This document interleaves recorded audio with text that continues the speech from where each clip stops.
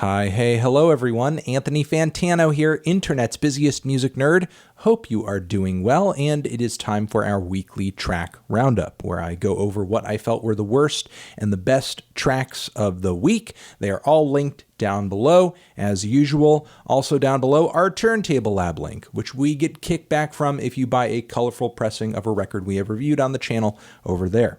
Also, our Patreon page, if you want to get some extra bonus monthly content and support the channel and everything we do in the process.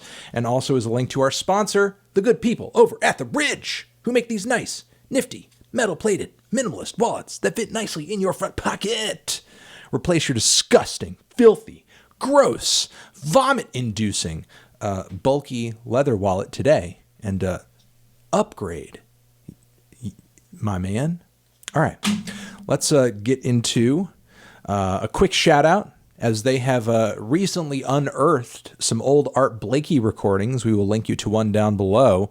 And seems like for jazz heads who, love the Jazz Messengers, this is going to be a cool little sort of retrospective LP, archival release. So just coolin'. Art Blakey, Jazz Messengers. Hell yes. Let's get into the worst tracks of the week, what I felt were the worst tracks of the week, the most uninteresting, the most underwhelming tracks of the week. Babam 1. This new track from YBN Namir featuring G-Eazy and Offset is just a very generic trap banger with a few cringy lines here and there. Very, very little in terms of chemistry between everybody on the track. Has a lot of name recognition, but not a whole lot of memorability. Moving on from there, Rico Nasty's new track over here, Lightning, I think is one of her least likable singles in a long time. Not only does it see her going down that auto-tuned route, which she does come out with a good jam in that style every once in a while, but this is not one of her better songs in that vein. And on top of it, what really ends up kneecapping the song is that there's not much in terms of a catchy flow or even a great vocal melody coming out of the song. I don't know why she played the auto-tune and the instrumental so glitzy if she was going to be so aggressive on the track and not really like, give us anything super hooky with it. It seems like kind of like a delivery and sort of like an aggressive tone that she would take on one of her, like metal-infused bangers. But this just sort of seems out of place, I guess. We have also another track from Purity Ring, which for whatever reason, this one reminds me of like if Grimes was trying to be super commercial and like write radio pop hits, but was falling terribly short of doing anything actually appealing. The name of this new track over here is Peacefall. And we also have a track from Division featuring Snow Allegra, Between Us, which is a horrendously bland alternative R&B with super sleepy vocals, a sort of sensual beat, but not a whole lot in terms of personality. We have a track also from Conan Gray, who just dropped a new record this week, Kid Crow. And this one over here, Wish You Were Sober, is a super, I guess, overly commercial, very, very, very cleanly produced to the point where it's soulless, a piece of synth pop with a lot of hints and nods to just bad millennial pop. Not really getting the appeal of this, frankly.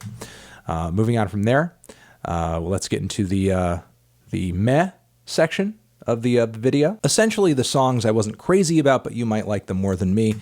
First off, we have a new track from the Australian outfit Tropical Frick Storm, and this one seems really intentionally lo-fi, but I'm not caring for the production anyway. It just seems very sunburnt, and everything is kind of clashing in a way that's really difficult to enjoy. Still, it does sound absurd and very left field, like any good Tropical Frick Storm track does. Maybe it's a song that will appeal to me a bit more as I hear it in context with a new album or something like that. We also have a new track from Thundercat, a song that actually I was hoping to just hear once the album dropped. The cut off the record that features Lil B and also features Ty Dolla $ign. And sadly, while I do like the instrumental, and I think Ty kills it, B's verse came off very awkward. Maybe it's something I need to sort of acclimate myself to with further listens. I mean, Lil B being the outsider artist, genuinely, that he is, of course I couldn't have expected him to play it super straight on this song. But yeah, it is kind of like an odd placement and an odd performance. Fair Chance is the name of the song, if you end up checking it out.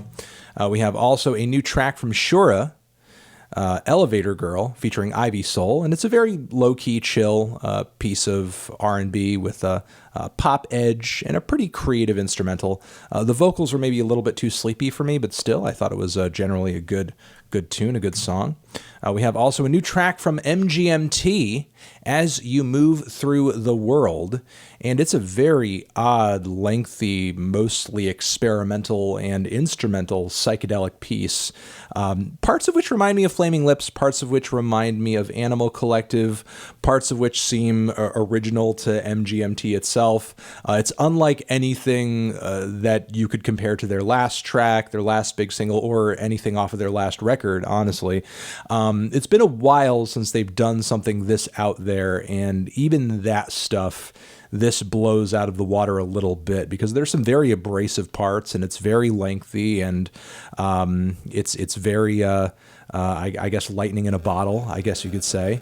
Give it a try, give it a shot. It's a curious track, and it's one that I am open to maybe having grow on me a little bit once I give it some more listens. But I found it more off-putting at first than anything, but still pretty curious about what this track is and where it might lead to with the duo's music in the future. We also have a couple of new tracks from Mac Miller, which come off of the deluxe version of his posthumous record Circles, Floating and Right. And while there are some elements instrumentally of both that I think are pretty cool, neither very obviously received the same kind of meticulous mixing and mastering that pretty much every track off of Circles did. So as a result, it's kind of difficult to enjoy them as all the other tracks off of Circles that were fantastic. So yeah, I thought they were okay. Even some of the singing on the tracks reminded me more of Swimming than it did the Circles material, so that was personally a turnoff. But for some of you who are maybe more of a fan or love that record a lot too, this might be right up your alley. So I thought these tracks were okay, not too crazy about them, but it's not a big deal to me personally, because they're just bonus tracks, they're just deluxe tracks, and Circles itself is just a really great statement. And once again, rest in peace, Mac Miller. Moving on from there, we have the track Amarillo from J Balvin's new record, which is out now. Not too crazy about this one. I think he takes a somewhat eccentric approach to reggaeton, certainly on this track, and the instrumental is pretty colorful. But that being said, the vocal performance is really, really underwhelming and not all that interesting at all. Yeah, I just find it. Sure, it's young, it's youthful, it's not doing the same shit the genre did back in the 2000s, but it's still seems like a little behind the curve in a way, especially with Bad Bunny's record turning out as good as it did. We have another track from Hayley Williams. This one over here is Roses, Lotus, Violet, Violet, Iris, featuring boygenius. And this is yet another single from Hayley where it instrumentally just feels like more Radiohead worship. I just don't really get it. I mean, not that Radiohead is a bad influence to have, but the instrumental here really to me reads something like that what could have been on even King of Limbs, King of Limbs, maybe In Rainbows, and I don't know. I mean, the song itself is okay. I feel like Hayley doesn't really put an interesting spin on this delivery and this instrumental style. I think it's okay. I just merely think it's okay, like much of what she has put out so far. I'm just kind of waiting for that moment where what she's doing either clicks or she hits upon something that feels even the least bit distinct. So I don't know. I don't know. We have another track, cover, actually, one from Dirty Projectors, who I know many of you may have seen that really horrible Celebrities video where they were singing Imagine, like, from their, just cooped up in their $1 million apartments and, frickin' bungalows and Hollywood Hills mansions. And this is a John Lennon cover, sort of like a John Lennon cover under quarantine proper, as this is a cover of the John Lennon song Isolation. And while the vocals are a little rough, I do like the track. I like it a little bit. I think the instrumental is quite nice, and I think the intent behind this is pretty smart. So amen to Dirty Projectors. Let's move on to Control Top. This is a group I'm just now kind of learning about. One Good Day is the name of this song, and it's a very punchy, ass-kicking, driving piece of dance punky rock with just like, kind of a rowdy attitude. Not the most original or best production or sound that I've heard in my entire life. I mean, there have been groups like this, around since, there was actually, what I want to say is there was sort of an explosion of bands that sounded a little bit like this in the 2000s. And I do appreciate this band is bringing that back a little bit. And, it's, again, not like the most original thing I've heard in this style, but it is pretty decent. It's got a good groove to it, good energy to it. We have another track from Behold the Arctopus, extreme experimental instrumental metal outfit, which I believe still has Colin Marston in it. I mean, I can't imagine the band without him, as he's definitely one of the most eccentric and out there dudes in metal of all time. And Behold the Arctopus is definitely something I can't see continuing without him, but still, that being said, this is a very odd song from Behold the Arctopus, and I appreciate that they're always pushing the envelope and doing something strange. Blessing in Disgust is the name of this new track over here, and while that wild technical guitar wizardry that you typically get out of their music is there, the rhythms and the drums are very primal, rudimentary, and recorded in a very noisy fashion. It's almost like I'm listening to strange progressive metal from the future, but then like a rhythm section you would catch off of a Captain Beefheart song or something. It's really that out there. I did find it a little off-putting, but I am very curious as to what this new Arctopus record is going to sound like, so I guess we'll see when it ends up dropping. We have a new track from the Avalanches featuring Pink Siifu as well as Rivers Cuomo of Weezer fame. Running Red Lights is the name of the song. Did a review of this over on the Fantano channel as well. Thought it was okay, and I don't know, it just kind of sounds like a Gorillaz song to me. Just a somewhat underwhelming Gorillaz song without 2D on it. Sort of a synthy psych pop ballad approach to the whole thing that's a little Tame Impala-esque as well. Just seemed really derivative and not nearly as enjoyable as that classic Avalanches stuff. Let's move on to the tracks that I thought were the best ones this week, the ones that really kind of left a positive impression on me, shall we? We have a new track from the radio department. It's been a while since these Dream Poppers have dropped a pretty good track. You Fear the Wrong Thing, Baby is the name of this new one, and it's just got good, smooth production, great vibe, great hook, and super alluring. So give it a try, give it a shot. We have also a new track from Swain, rock band Swain. It is a cover, Crossbones style, of the Cow Power song. They sort of do their own little rendition of that, and it is quite nice and very forlorn. We have a new track from Run the Jewels, which is kind of a short banger, a taster. I imagine that's kind of readying us for RTJ4. And it hits pretty hard. Killer Mike and LP have good chemistry on it. Killer Mike's bars are nasty. The beat is bumping as fuck. And it just sounds, like the type of futuristic hardcore hip hop that they're known for, and just makes you just drop a frown and just bob your head to it. It doesn't have as strong a chorus as I typically expect from an RTJ song or anything, but it's got me excited for the future, as it does sound like maybe the production is a bit more updated, a bit more progressive this time around. So I guess we'll hear. I guess we'll see. Moving on from there, we have a new track from Perfume, Genius, where we have Mike essentially dipping a little bit into the world of synth pop, but in his own weird way. I love that Mike sort of puts his own twist on the sound and style on this cut on the floor, and it's attached to a pretty intriguing dance video as well. So give it a try. We have a new track from Old Man Gloom, sludge metal outfit Old Man Gloom, who previously I've heard tracks that kick ass from. I've heard projects from that I've just been very neutral on. But this new song over here is a rager. It's a rager. EMF is the title of it. And riffs are badass. Drums are badass. Mix is hard as fuck. So give it a try. Give it a shot. Give it a listen. We have also a new track from NLE Choppa, who I have not talked about on the channel yet, I don't think, even though he has been totally killing it and just doing tons of numbers, really building his brand and his shit from the ground up, and, total respect for that.